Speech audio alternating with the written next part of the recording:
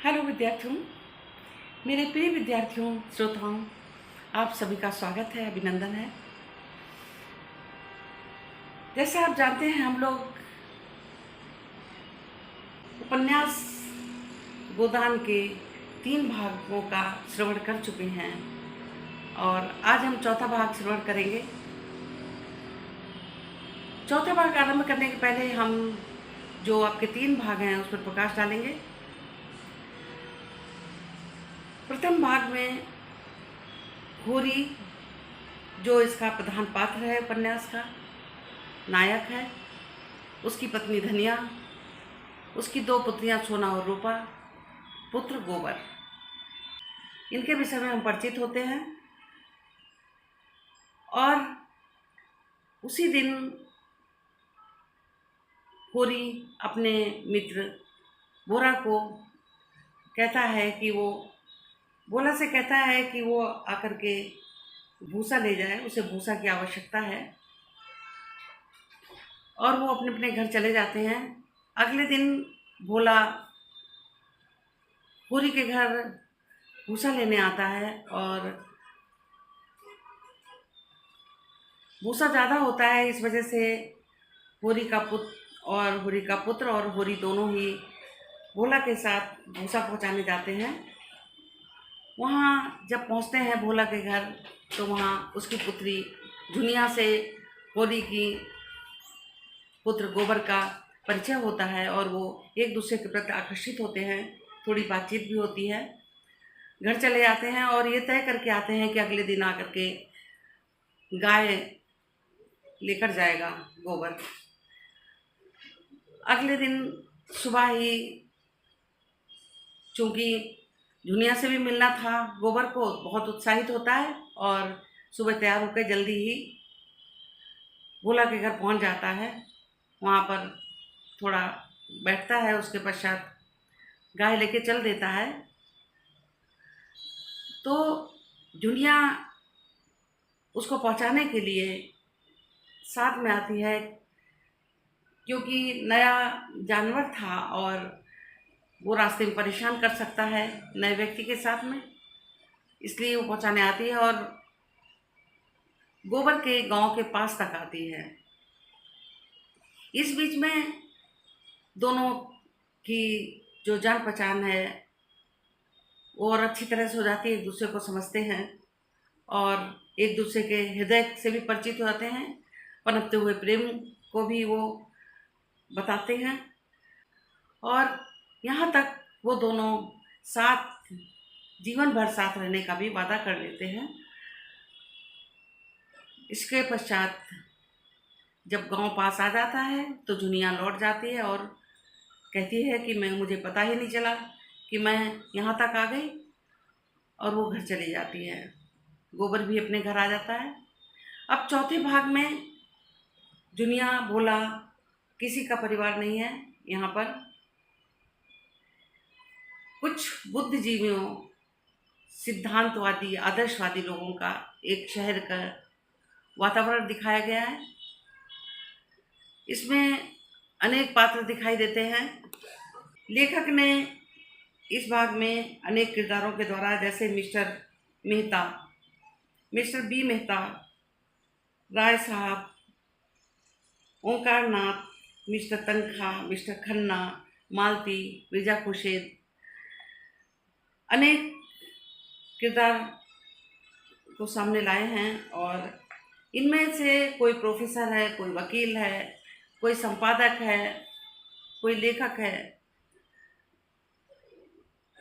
सभी बुद्धिजीवी हैं और शहर का जो संस्कृति है लेखक ने इसमें उस पर प्रकाश डाला है। जैसे जब गोबर और होरी और भोला इन सब की बात आती है तो एक गांव का जो माहौल होता है उस पर प्रकाश पड़ता है। उसी तरह से जब इस भाग में आते हैं तो एक शहर की संस्कृति है, उसके ऊपर प्रकाश लेखक ने डाला है। तो चलिए अब हम लेखक के शब्दों में गोदान का चौथे भाग का श्रवण करते हैं। यह भाग भी अन्य भागों की तरह पीछे बहुत ही प्रभावपूर्ण, इंटरेस्टिंग है।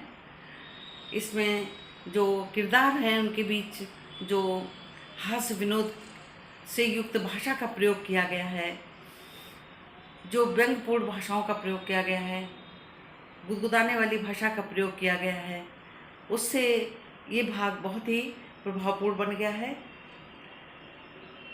तो चलिए आरंभ करते हैं।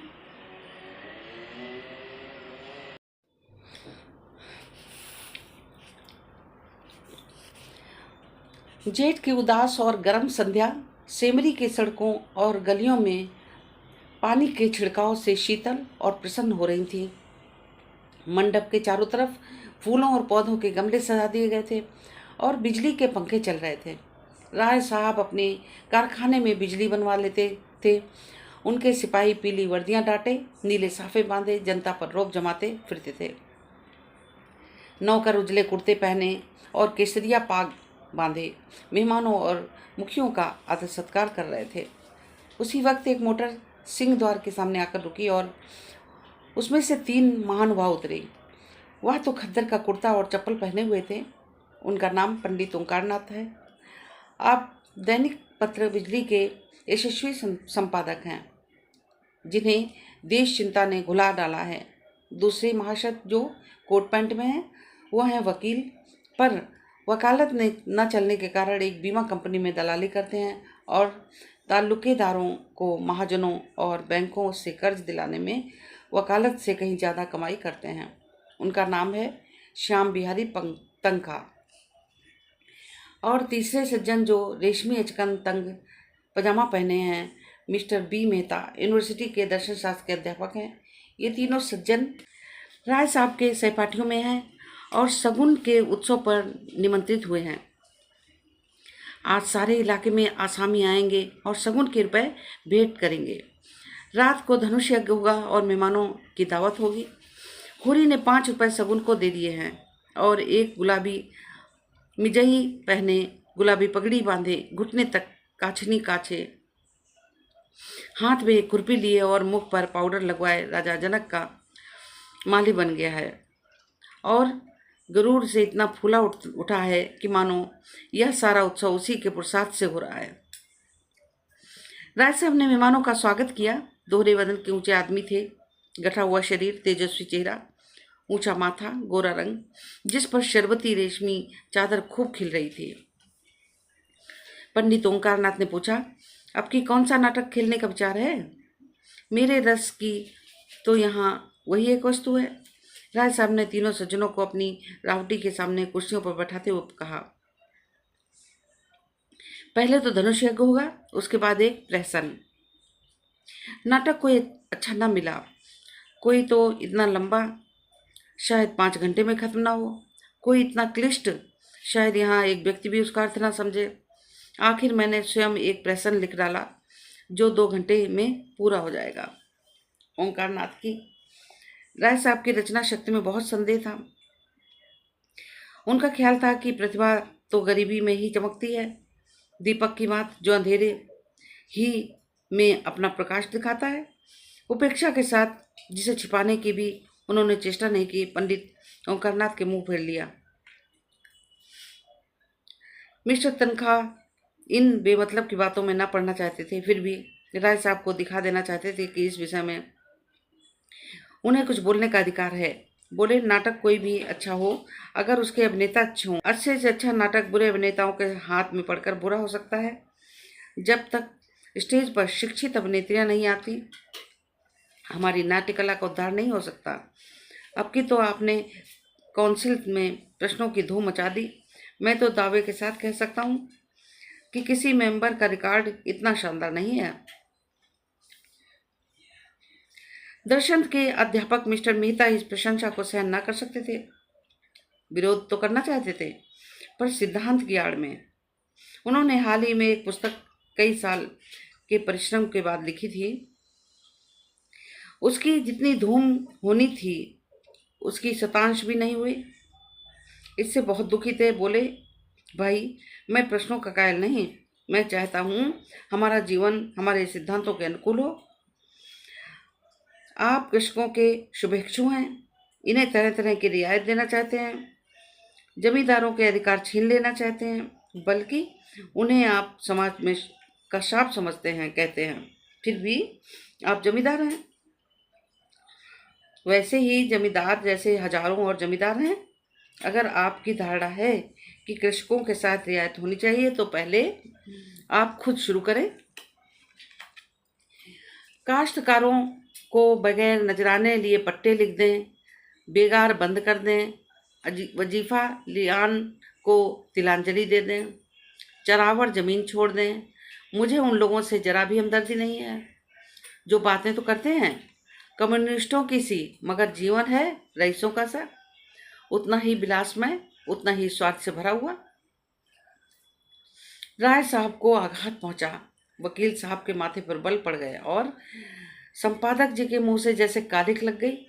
वह खुद समष्टिवाद के पुजारी थे, पर सीधे घर में आग न लगाना चाहते थे।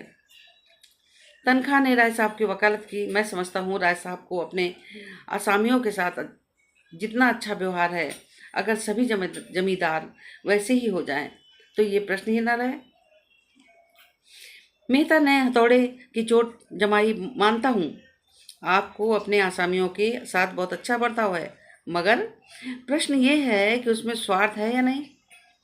इसका एक कारण यह भी नहीं हो सकता कि मध्यम आंच में भोजन स्वादिष्ट लगता है।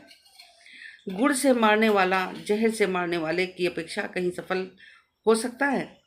मैं तो केवल इतना जानता हूँ कि हम या तो साम्यवादी हैं या नहीं हैं तो उसका व्यवहार करें, नहीं तो बकना छोड़ दें। मैं नकली जिंदगी का विरोधी हूँ। अगर मांस खाना अच्छा समझते हो तो खुलकर खाओ, बुरा समझते हो मत खाओ। ये तो मेरे समझ में आता है, लेकिन अच्छा समझना और छिपकर खाना, ये मेरी समझ में नहीं आता। मैं तो उसे कायरता ही कहता हूँ, और धूर्तता भी, जो वास्तव में एक है। राय साहब समझ चतुर आदमी थे। अपमान और आघात को धैर्य और उदारता से सहने का उन्हें अभ्यास था। कुछ असमंजस में पड़े हुए बोले, आपको आपके विचार से बिल्कुल ठीक है मेहता जी। आप जानते हैं मैं आपकी साफगोई का कितना आदर करता हूँ, लेकिन आप ये भूल जाते हैं कि ये अन्य यात्रियों की भांति विचारों की यात्रा में भी पड़ाव होते हैं, और आप एक पड़ाव को छोड़कर दूसरे पड़ाव तक नहीं जा सकते। मानव जीवन का इतिहास इतना प्रत्यक्ष प्रमाण है कि मैं उस वातावरण में पला हूँ जहाँ राजा ईश्वर है और जमींदार ईश्वर का मंत्री। मेरे स्वर्गवासी पिता आसामियों पर इतनी दया करते थे कि पाले या सूखे में भी कभी आधा और कभी लगान माफ कर देते थे। अपने बखार से अनाज निकालकर आसामियों को खिला देते थे। घर में गहने बेचकर कन्याओं को विवाह कर देते थे। मगर उसी वक्त जब तक प्रजा उसका सरकार और धर्मावतार कहती है, उन्हें अपना देवता समझकर उनकी पूजा करती है। प्रजा को पालन उनका सनातन धर्म है, लेकिन अधिकार के नाम पर वह कौड़ी का एक दांत भी फोड़ कर देना न चाहते थे। मैं उसी वातावरण में पला हूँ और मुझे गर्व है कि मैं व्यवहार में चाहे जो कुछ करूँ, विचारों में उनसे आगे बढ़ गया हूँ और ये मानने लग गया हूँ कि जब तक किसानों को यह रियायतें अधिकार के रूप में न मिलेंगी, केवल सद्भावना के आधार पर उनकी दशा सुधर नहीं सकती। स्वेच्छा अगर अपने स्वार्थ छोड़ दे तो अपवाद है। मैं खुद सद्भावना करते हुए भी स्वार्थ नहीं छोड़ सकता और चाहता हूँ कि हमारे वर्ग को शासन और नीति के बल से अपना स्वार्थ छोड़ने के लिए मजबूर कर दिया जाए। इसे आप कायरता कहेंगे, मैं विवशता कहता हूँ, और मैं इसे स्वीकार करता हूँ कि किसी को भी दूसरों के श्रम पर मोटा होने का अधिकार नहीं है। उपजीवी होने घोर लज्जा की बात है। कर्म करना प्राणी मात्र का धर्म है। समाज की ऐसी व्यवस्था जिसमें कुछ लोग मौज करें और अधिक लोग पिसें और खपें, कभी सुखद नहीं हो सकती। पूंजी और शिक्षा, जिसे मैं पूंजी ही का एक रूप समझता हूँ, इनका कल जितना जल्द टूट जाए उतना ही अच्छा है। जिन्हें पेट की रोटी में असर नहीं है, उनके अफसर और नियोजक 10-10, 5-5 हजार फटकारें? यह हास्यास्पद है, लज्जास्पद है। इस व्यवस्था ने भी हम जमींदारों में अपनी विलासता, कितना दुराचार, कितनी पराधीनता और कितनी निर्लज्जता भर दी है। मैं ये खूब जानता हूँ, लेकिन मैं इन कारणों से इस व्यवस्था का विरोध नहीं करता। मेरा तो यह कहना है कि अपने स्वार्थ की दृष्टि से भी इसका अनुमोदन नहीं किया जा सकता। इस पालन को निभाने के लिए हमें अपनी आत्मा की इतनी हत्या करनी पड़ती है कि हम में आत्माभिमान का नाम भी नहीं रह जाता। हम अपने आसामियों को लूटने के लिए मजबूर हैं। अगर अफसरों को कीमती कीमती डालियां ना दें तो बागी समझे जाएं, शान से ना रहें तो कंजूस कहलाएं। प्रगति की जरा सी भी हाट पाते ही हम कांप उठते हैं और अफसरों के पास फरियाद लेकर दौड़ते हैं कि हमारी रक्षा कीजिए। हमें अपने ऊपर विश्वास नहीं रहा, न पुरुषार्थ ही रह गया। बस हमारी दशा उन बच्चों की सी है जिन्हें चम्मच से दूध पिलाकर पाला जाता है, बाहर से मोटे, अंदर से दुर्बल, सत्वहीन, मोहताज। मेहता ने ताली बजाकर हियर हियर, आपकी जवान में जितनी बुद्धि है काश उसकी आधी भी मस्तिष्क में होती। खेद यही है कि सब कुछ समझते हुए भी आप अपने विचारों को व्यवहार में नहीं लाते। ओंकारनाथ बोले, अकेला चना बाहर नहीं पहुंच सकता मिस्टर मेहता।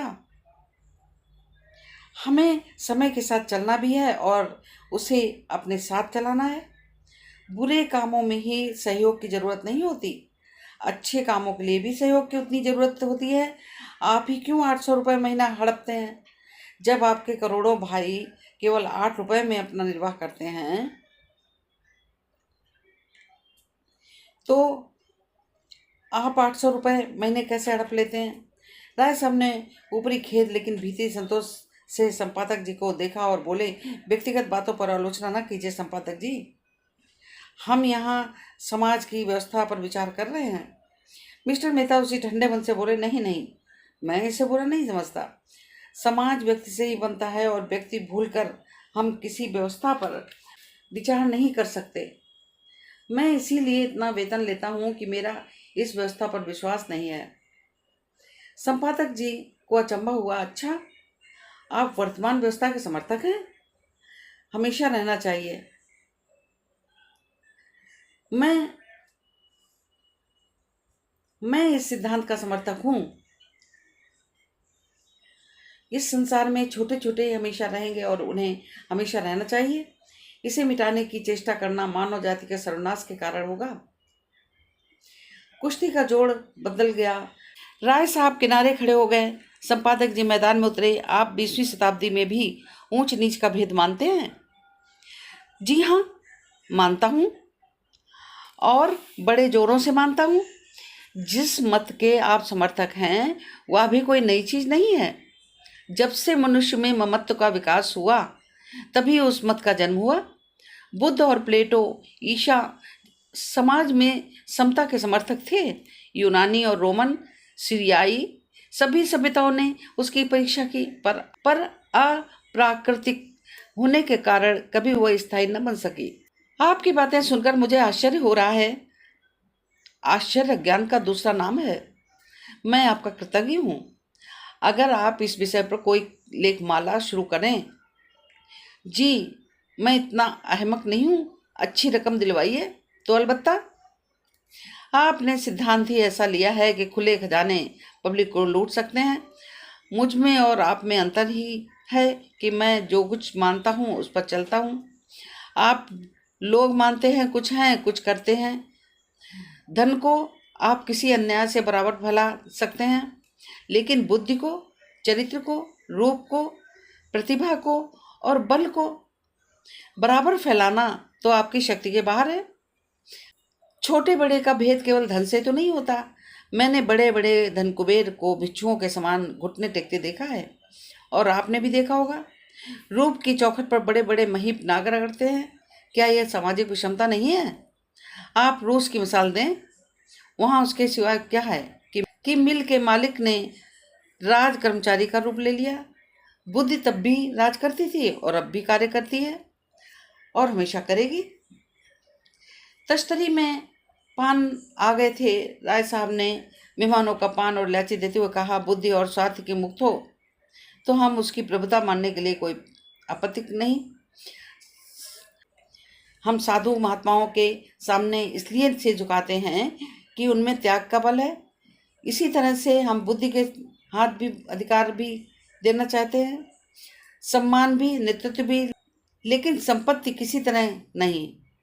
बुद्धि का अधिकार और सम्मान व्यक्ति के साथ चला जाता है, लेकिन उसकी संपत्ति विष बोने के लिए उसके बाद और प्रबल भी हो जाती है। बुद्धि और बगैर किसी समाज के संचालन नहीं हो सकता। हम केवल इस बिच्छू का डंक तोड़ देना चाहते हैं। दूसरी मोटर आ पहुंची और मिस्टर खन्ना उतरे, जो एक बैंक के मैनेजर और शक्कर मिल के मैनेजिंग डायरेक्टर हैं। दोनों देवियां भी उनके साथ थी। राय साहब ने दोनों देवियों को उतारा। वह तो खद्दर की साड़ी पहने बहुत ही गंभीर विचारशील सी थी। मिस्टर खन्ना की पत्नी कामनी खन्ना, दूसरी महिला जो ऊंची एड़ी का जूता पहने हुए थी, उनकी मुख छवि पर हंसी फूटी पड़ती थी। मिस मालती हैं, आप इंग्लैंड से डॉक्टरी पढ़कर आई हैं और अब प्रैक्टिस करती हैं। तालुकेदारों के महलों में उनका बहुत प्रवेश है। आप नवयुग की साक्षात प्रतिमा हैं। गात कोमल पर चपलता कूट कूट कर भरी है। झिझक और संकोच का कहीं नाम नहीं। मेकअप की प्रवीण, भला का हाजिर जवाब, पुरुष मनोविज्ञान के अच्छी जानकार, आमोद प्रमोद को जीवन तत्व समझने वाली, लुभाने और रिझाने की कला में निपुण। जहाँ आत्मा का स्थान है वहाँ प्रदर्शन, जहाँ हृदय का स्थान है वहाँ हाव भाव, मनोउद्गारों पर कठोर निग्रह, जिसमें इच्छा या अभिलाषा का लोप सा हो गया है। सामने मिस्टर मेहता से हाथ मिलाते हुए कहा, सच कहती हूँ, आप सूरत से फिलासफर मालूम होते हैं। इस नई रचना में तो आपने आत्मवादियों को उधेड़ कर रख दिया। पढ़ते पढ़ते कई बार मेरे जी में ऐसा आया कि आपसे लड़ जाऊं। फिलासफरों में सहृदयता कहाँ गायब हो जाती है। मेहता झेप गए। बिना ब्याहे थे, नवयुग की रमड़ियों का पनाह मांगते थे, पुरुषों की मंडली में खूब चहकते थे, मगर ज्यों ही कोई महिला आई और उनकी जवान बंद हुई, जैसे बुद्धि पर ताला लग जाता था। स्त्रियों से शिष्ट व्यवहार तक करने में सुधि न रहती थी। मिस्टर खन्ना ने पूछा, फिलासफरों की सूरत में क्या खास बात होती है देवी जी? मालती ने मेहता की ओर दया भाव से देखकर कहा, मिस्टर मेहता बुरा ना माने तो बतला दूं। खन्ना मिस मालती के उपासकों में थे। जहां मिस मालती जाएं वहां खन्ना का पहुंचना लाजिम था। उनके आसपास भौरे की तरह मंडराते रहते थे।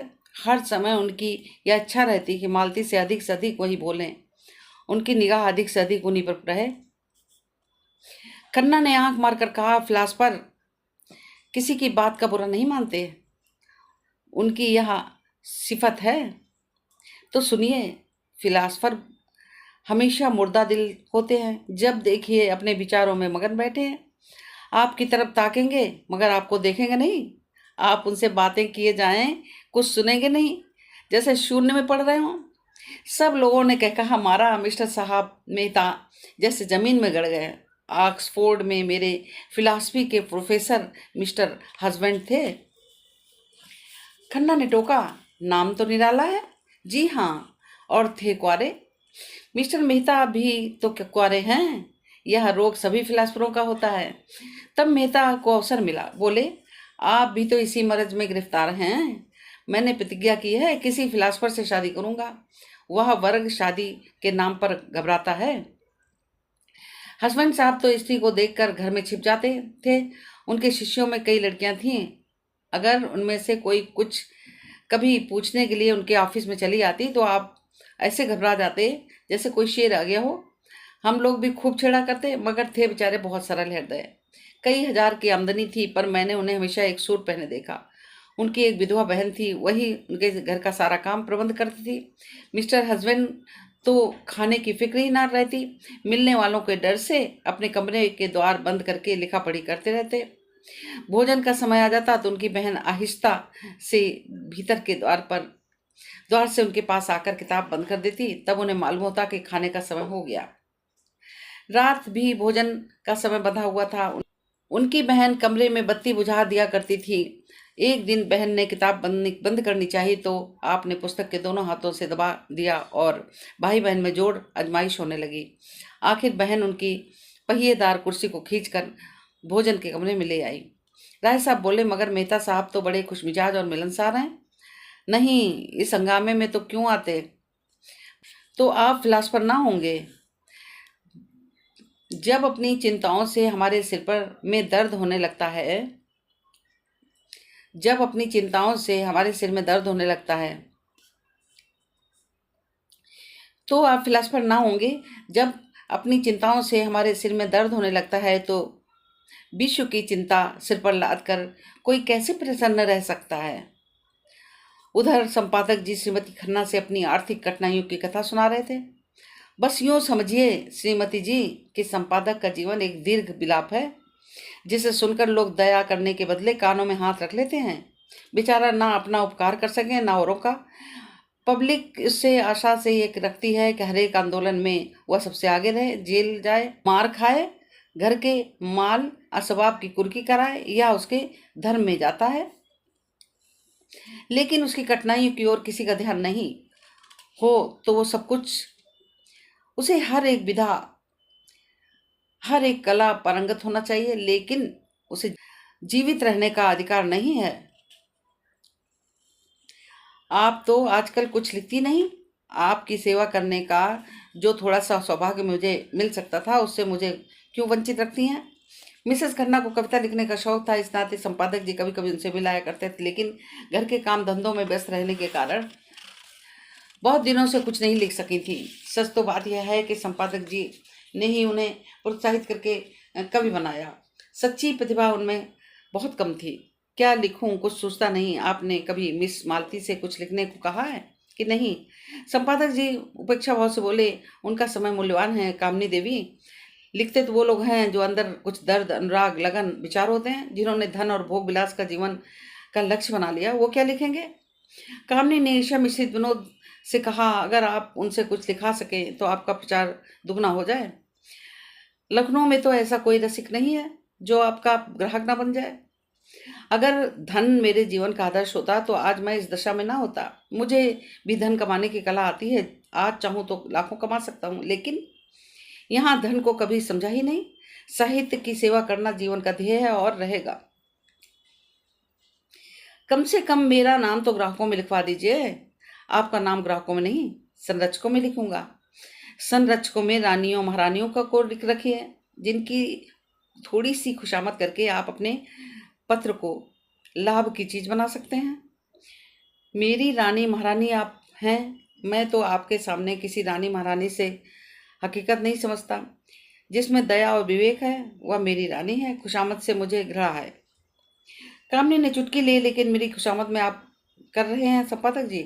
संपादक जी ने गंभीर होकर श्रद्धापूर्वक स्वर में कहा, यह खुशामद नहीं देवी जी, हृदय के सच्चे उद्गार है। राय साहब ने पुकारा, संपादक जी जरा इधर आइएगा, मिस मालती आपसे कुछ कहना चाहती हैं। संपादक जी का वह सारा अकड़ गायब हो गई। नम्रता और विनय की मूर्ति बने हुए आकर खड़े हो गए। मालती ने उन्हें सहृदय नेत्रों से देखकर कहा, मैं अभी कह रही हूँ, दुनिया में मुझे सबसे ज्यादा डर संपादकों से लगता है। आप लोग जिसे चाहें एक क्षण में बिगाड़ दें। मुझसे चीफ सेक्रेटरी साहब ने एक बार कहा था कि अगर मैं इस ब्लडी ओंकार नाथ को जेल में बंद कर सकूं तो अपने को भाग्यवान समझूं। ओंकार नाथ की बड़ी बड़ी मूछें खड़ी हो गई, आंखों में गर्व की ज्योति चमक उठी। यूं वह बहुत ही शांत प्रकृति के आदमी थे, लेकिन ललकार सुनकर उनका पुरुषत्व उत्तेजित हो जाता था। दृढ़ता भरे स्वर में बोले, इस कृपा के लिए आपका कृतज्ञ हूं। उस बज्म में आपका जिक्र गाता है, चाहे किसी तरह आए। आप सेक्रेटरी महोदय से कह दीजिए कि ओंकार नाथ उन आदमियों में नहीं है जो इन धमकियों से डर जाए। उसकी कलम उसी वक्त विश्राम लेगी जब उसकी जीवन यात्रा समाप्त हो जाएगी। उसने अनीत स्वेच्छाचार को जड़ से खोदकर फेंक देने की जिम्मा लिया है। जिस मालती ने और उकसाया, मगर मेरी समझ में आपकी यह नीति नहीं आती कि जब आप मामूली शिष्टाचार से अधिकारियों को सहयोग प्राप्त कर सकते हैं तो क्यों उनसे कन्नी काटते हैं? अगर आप अपनी आलोचनाओं में आग और विष जरा कम कर दें तो मैं वादा करती हूँ कि आपको गवर्नमेंट से काफ़ी मदद दिला सकती हूँ। जनता को तो आपने देख लिया, उससे अपील की, खुशामद की, अपनी कथा कही, मगर कोई नतीजा ना निकला। अब जरा अधिकारियों को भी आजमा कर देखिए। तीसरे महीने आप मोटर तक पर ना निकलने लगें तो सरकारी दावतों में निमंत्रण ना होने लगें तो मुझे जितना चाहें कोसिएगा। तब यही रईस और नेशन लिस्ट जो आपकी परवाह नहीं करते आपके द्वार पर चक्कर लगाएंगे। ओंकारनाथ अभिमान के साथ बोले, यही तो मैं नहीं कर सकता देवी जी। मैंने अपने सिद्धांतों को सदैव ऊंचा और पवित्र रखा है और जीते जी उनकी रक्षा करूंगा। दौलत के पुजारी तो गली गली मिलेंगे, मैं सिद्धांत के पुजारियों में से हूं। मैं इसे दंभ कहती हूं। आपकी इच्छा, धन की आपको परवाह नहीं, सिद्धांतों को खून करके नहीं, तो आपके पत्र में विदेशी वस्तुओं का विज्ञापन क्यों होते हैं? मैंने किसी भी दूसरे पत्र में इतने विदेशी विज्ञापन नहीं देखे। आप बनते तो हैं आदर्शवादी, सिद्धांतवादी, पर अपने फायदे के लिए देश का धन विदेश भेजते हुए आपको जरा भी खेद नहीं होता। आप किसी तरह से इस नीति का समर्थन नहीं कर सकते। ओंकारनाथ के पास सचमुच कोई जवाब न था। उन्हें बगले झांकते देखकर राय साहब ने उनकी हिमायत की, तो आखिर आप क्या चाहती हैं? इधर से भी मारे जाएं, उधर से भी मारे जाएं, तो पत्र कैसे चले? मिस मालती ने दया करना न सीखा था। बोली, पत्र नहीं चलता तो बंद कीजिए। पत्र चलाने के लिए आपको विदेशी वस्तुओं के उपचार का कोई अधिकार नहीं। अगर आप मजबूर हैं तो सिद्धांत का ढोंग छोड़िए। मैं तो सिद्धांतवादी पत्रों को देखकर जल उठती हूँ। जी चाहता है दिया सलाई दिखा दूं। तो व्यक्ति कर्म और वचन सामंजस्य नहीं रख सकता। वो चाहे कुछ भी हो, सिद्धांतवादी नहीं है। मेहता खिल उठे। थोड़ी देर बाद उन्होंने खुद की इसी विचार पर प्रतिपादन किया। उन्हें मालूम हुआ कि इस रमणी में विचार और शक्ति है, केवल तितली नहीं है। उनका संकोच जाता रहा। यही बात अभी भी कह रहा था।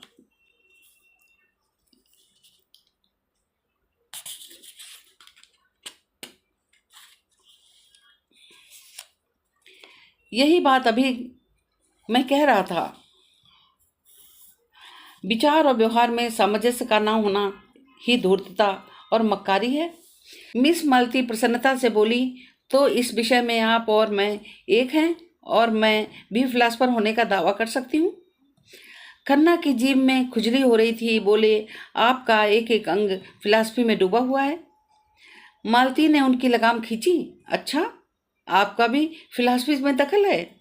मैं तो समझती थी कि आप पहले अपनी फिलासफी को गंगा में डुबो बैठे। नहीं तो आप इतने बैंकों और कंपनियों के डायरेक्टर ना होते। राय साहब ने खन्ना को संभाला। तो क्या आप समझती हैं कि फिलासफरों को हमेशा फाके मस्त रहना चाहिए? जी हाँ, फिलासफर मगर मोह पर विजय ना पा सकें तो फिलासफर कैसा? इस लिहाज से तो शायद मिस्टर मेहता भी फिलासफर न ठहरे। मेहता ने जैसे आस्तीन चढ़ाकर कहा, मैंने तो कभी ये दावा ही नहीं किया। राय साहब, मैं तो इतना जानता हूँ कि जिन औजारों से लोहार काम करता है उन्हीं औजारों से सोनार नहीं करता। क्या आप जानते हैं, आप भी उसी दशा में फलें फूलें। आप भी उसी दशा में फलें फूलें जिसमें बबूल या ताड़ है। मेरे लिए धन केवल सुविधाओं का नाम नहीं है जिनसे मैं अपना जीवन सार्थक कर सकूं। धन मेरे लिए फलने फूलने वाली चीज नहीं, केवल साधन है। मुझे धन की बिल्कुल इच्छा नहीं। आप वह साधन जुटा दें जिसमें मैं अपने जीवन का उपयोग कर सकूं। ओंकारनाथ समष्टवादी थे। व्यक्ति को इस प्रधानता को कैसे स्वीकार करते? इसी तरह हर एक मजदूर कह सकता है उसे काम करने की सुविधाओं के लिए 1000 महीने की जरूरत है। अगर आप समझते हैं कि उस मजदूर के बगैर आपको काम नहीं चल सकता तो आपकी सुविधाएं नहीं देनी पड़ेंगी। अगर वही काम दूसरे मजदूर थोड़ी सी मजदूरी में कर दें तो कोई वजह नहीं कि आप पहले मजदूर की खुशामद करें। अगर मजदूरों के लिए हाथ में अधिकार होता तो मजदूरों के लिए स्त्री और शराब में उतना जरूरी सुविधा हो जाती जितनी फिलासफरों के लिए। तो आप विश्वास मानिए, मैं उनसे ईर्ष्या न करता। जब आपको जीवन सार्थक करने के लिए स्त्री इतनी आवश्यक है तो आप शादी क्यों नहीं कर लेते? मेहता ने निसंकोच भाव से कहा, इसलिए कि मैं समझता हूँ मुक्त भोग आत्मा के विकास में बाधक नहीं होता। विवाह तो आत्मा को और जीवन को पिंजरे में बंद कर देता है। खन्ना ने इसका समर्थन किया।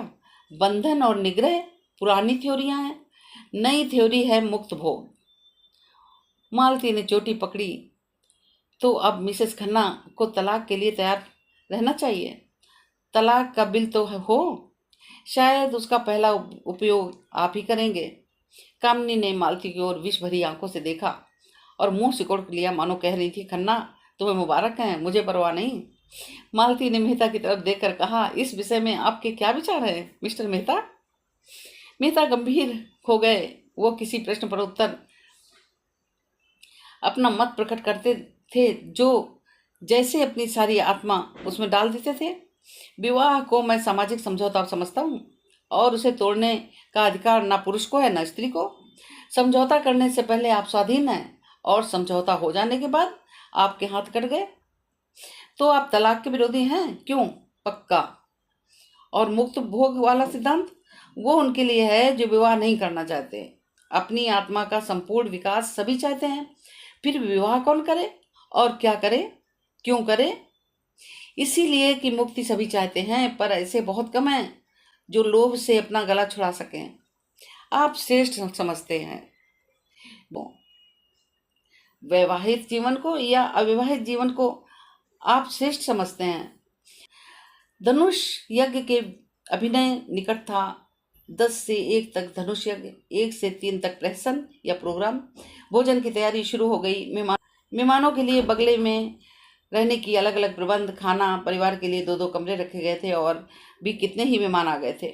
सभी अपने अपने कमरे में गए और कपड़े बदल बदल कर भोजनालय में जमा हो गए। यहाँ छूत छात का कोई भेद न था। सभी जातियों और वर्णों के लोग भोजन करने बैठे। केवल संपादक ओंकारनाथ सबसे अलग अपने कमरे में फलाहार करने गए और कामनी खन्ना को सिर दर्द हो रहा था। उन्होंने भोजन करने से इनकार किया। भोजनालय में मेहमानों की संख्या 25 से कम न थी। शराब भी थी, मांस भी। इस उत्सव के लिए राय साहब अच्छी किस्म की शराब खास तौर पर खिंचवाते थे। खींची जाती थी दवा के नाम से, पर होती थी खालिश शराब।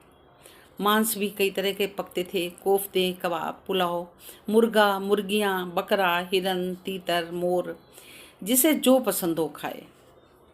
भोजन शुरू हो गया तो मिस मालती ने पूछा, संपादक जी कहाँ रह गए? किसी को भेजो राय साहब, उन्हें पकड़ना है। राय साहब ने कहा, वह वैष्णव हैं, उन्हें यहाँ बुलाकर क्यों बेचारे का धर्म नष्ट करोगे? बड़ा ही आचार निष्ठ आदमी है। अजी और कुछ न सही तमाशा तो रहेगा। सहसा एक सज्जन को देखकर उसने पुकारा, आप भी तशरीफ रखते हैं? मिर्जा खुर्शीद, ये काम आपके सुपुर्द, आपकी लियाकत की परीक्षा हो जाएगी। मिर्जा खुर्शीद गोरे चिट्टे आदमी थे, भूरी भूरी पूंछें, नीली आंखें, दोहरी देह, चांद के बाल, सफाचट, छकलिया अचकन, चूड़ीदार पजामा पहने थे, ऊपर से हैट लगा लेते थे। काउंसिल के मेंबर थे, पर फलाहार के समय खर्राटे लेते रहते थे। वोटिंग के समय चौंक पड़ते थे। नेशनल लिस्टों की तरफ से वोट देते थे। सूफी मुसलमान थे। 2 बार हज कर आए थे, मगर शराब खूब पीते थे। कहते थे, जब हम खुदा का एक हुक्म भी कभी नहीं मानते तो दीन के लिए क्यों जान दें। बड़ी दिल्लगी बाज, बड़े बेफिक्रे जीव थे।